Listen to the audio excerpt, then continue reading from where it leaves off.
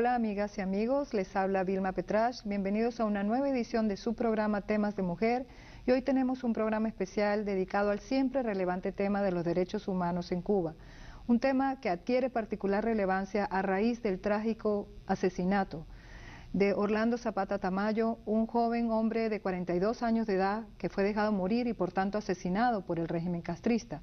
Y para hablar de este importante tema y de las repercusiones tanto al interior de Cuba como internacionales, así como de la condición de otros presos de conciencia hoy en las cárceles cubanas que pudieran estar muriendo en esas cárceles, he invitado a Yanice Rivero, una importante activista de derechos humanos de esta comunidad y del exilio, y importante directora del Directorio Democrático Cubano. Gracias por estar con nosotros, Gracias, Yanice. Vilma.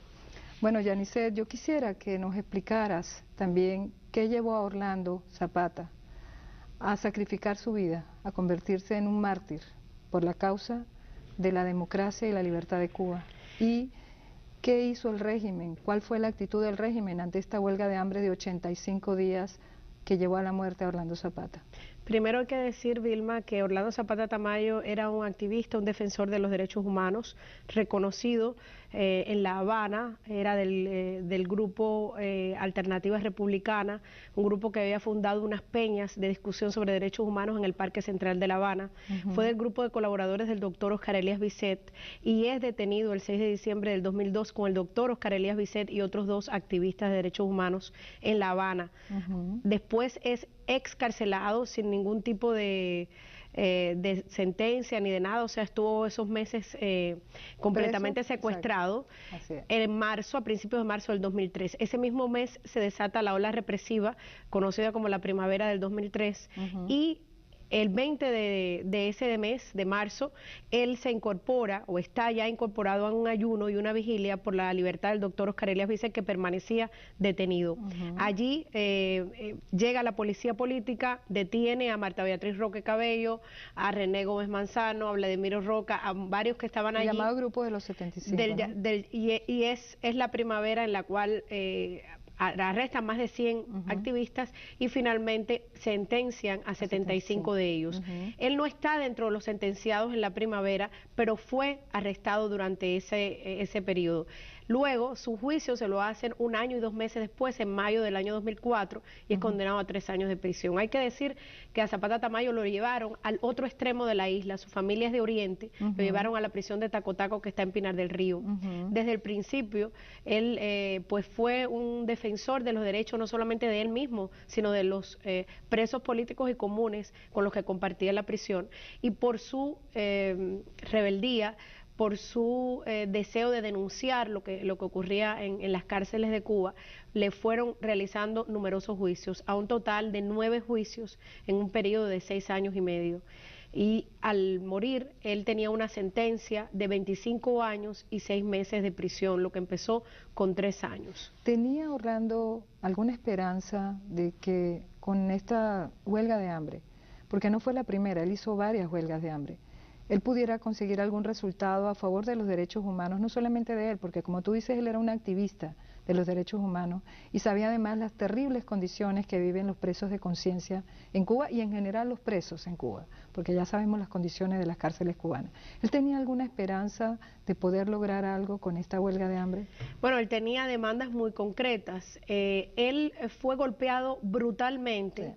En el año 2008, él le dieron una golpiza tan grande que le ocasionaron un hematoma cerebral que casi 1 año después se vieron obligados, por ya las condiciones físicas que él tenía deterioradas, a operarle. Luego de eso, él recibió 3 brutales golpizas, una en agosto del año 2009, otra en septiembre y la última, muy grande, en noviembre. Las marcas de las tonfas, de los golpes que le dieron en la espalda, las tenía frescas todavía, de acuerdo a su madre, en el cuerpo ya deteriorado después de todos estos días de huelga de hambre. Se veían las marcas de los golpes. A él lo sacan de la prisión provincial de Holguín, a donde le habían dado estas golpizas, y lo sacan para castigarlo y lo llevan a la prisión de máxima severidad Kilo 8 en Camagüey. Cuando él llega a esa prisión, el día anterior él había tenido la visita de su familia, le habían traído lo que le llaman la java de alimentos, que es una bolsa con alimentos que él tenía que consumir en 3 meses. Él no comía la comida del penal, jamás la comió, y cuando llega a Kilo 8 le quitan todas sus pertenencias, le quitan sus alimentos, le quitan sus libros y además lo quieren obligar a ponerse un uniforme de preso común. Es cuando él se planta en huelga de hambre para exigir su derecho a no vestir un uniforme de preso común porque era un prisionero político y de conciencia, y además a que le devolvieran sus alimentos. O sea que a él lo fuerzan a esta huelga de hambre. Cuando está en celdas de castigo, al plantarse en huelga de hambre, durante 18 días en ese primer mes de la huelga, le suspenden el agua, que era lo único que él ingería. Esto fue una orden dada por el mayor Filiberto Hernández Luis, director de la prisión Kilo 8, pero nosotros sabemos en este momento que esa orden no fue una, vamos a decir, casualidad, sino que esa orden fue dada por el alto mando de la seguridad del Estado desde La Habana para exterminar a Orlando Zapata Tamayo. Después que estás casi 18 días en ese periodo, tuvo que ser llevado al hospital en 2 ocasiones para pasarle sueros de hidratación porque se había deshidratado. Después de eso, sus riñones comienzan a fallar. Esto lo hicieron para sofocar la huelga. Él se mantuvo. Él se mantuvo en huelga y luego pues es trasladado a este hospital provincial de la ciudad de Camagüey, Amalia Simoni. De allí, al él empeorar su situación, ahí no le prestaron atención médica. Estamos hablando de una sala de penados. Es una sala llena de rejas, con guardias con armas alrededor de esta persona que se está muriendo. A su madre no le dejaban pasar, algunos días ella le llevaba una botellita de agua, que era lo único que él tomaba, porque él no tomaba ni el agua de ahí del hospital, y a veces no se la dejaban pasar. O sea, una serie de irregularidades, falta de atención médica, hasta que el día 16 de febrero deciden trasladarlo a La Habana. Pensábamos nosotros, después de la campaña que se había hecho por Zapata, que era para salvarle la vida, que no lo iban a dejar morir, que lo iban a trasladar a un hospital como el Hospital Militar Carlos J. Finlay o cualquier otro hospital donde pudieran darle atención médica adecuada.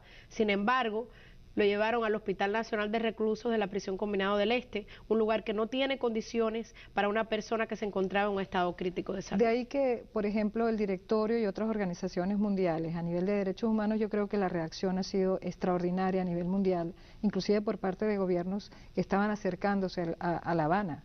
El hecho de que se diga el gobierno lo dejó morir y que a partir de aquí empiece una movilización muy intensa para que dejen libre a los otros presos de conciencia, ¿cuántos son? 200 aproximadamente, que están por razones de simplemente de tener creencias diferentes y querer la lucha por los derechos humanos y la democracia en Cuba.